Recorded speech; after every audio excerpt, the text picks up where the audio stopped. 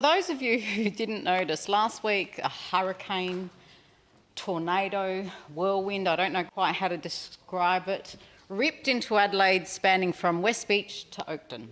And I don't know how anybody could have possibly missed it, but for those who did, that tornado was led by child soccer ball breaker Mary B, her president Michael, and their posse of soccer players, parents, coaches and supporters from the Victorian Fawkner Soccer Club, who were here at the invitation of our amazing and equally impressive and talented Adelaide City Football Club for a pre-season soccer tournament. I'm not sure Angelo and Ricky from AFC knew what they were getting into, but I have to say it was hard not to get caught up in what turned out to be an absolutely awesome weekend of soccer fun between the two clubs. Acting President, the relationship between Fawkner and Adelaide City dates back some 25 years, and the two clubs share strikingly similar origins, dedicated post-war Italian immigrants with a passion for football, looking to create a community hub and a shared sense of belonging. And the long-standing connection between the two was reignited last October as Fawkner hosted travelling Adelaide City under-15 boys and girls teams for a friendly match at the club's ground 30 minutes north of Melbourne CBD. I've had the pleasure of visiting that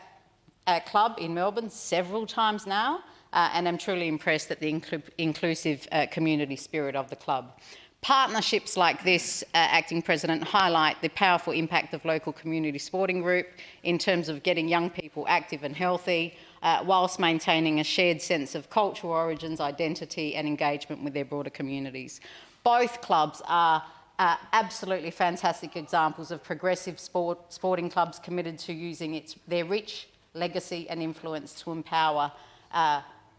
participation in sport, but in both cases especially female participation in sport. Fawkner is particularly proud of its dedication to inclusivity and equality, having developed an extensive guide to the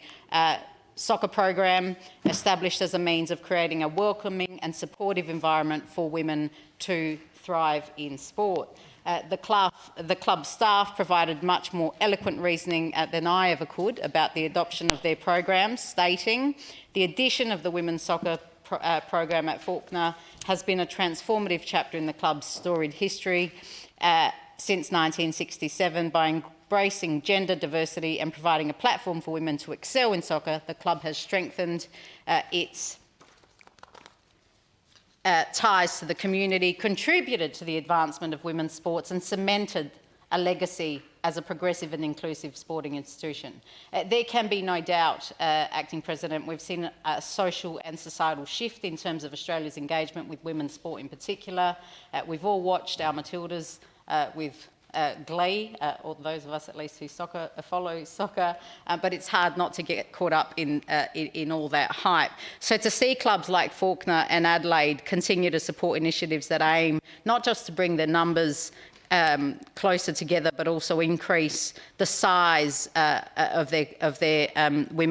female participation is genuinely worthy of praise. It would be, of course, remiss of me not to reflect on what has been a similarly stellar history for Adelaide City here in SA, a club that has single-handedly produced the third most Socceroos of any original NSL club, some 55 Socceroos from memory, with alumni including the much venerated John Aloisi, whose name I know will serve to conjure some of the happiest memories for supporters of soccer in Australia. A visit to the club's trophy room exemplifies just how long and rich a history they have, and it was great to be there when the first ever trophy between the two clubs was taken out of that cupboard and dusted off for this most recent tournament.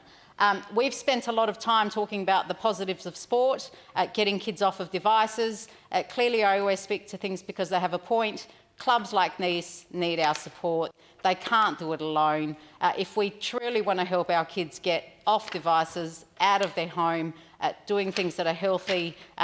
and playing sport, then we absolutely need to be doing everything we can to support the initiatives and good work of clubs like here, Adelaide FC, in Victoria, Fawkner FC, and I commend. That's it.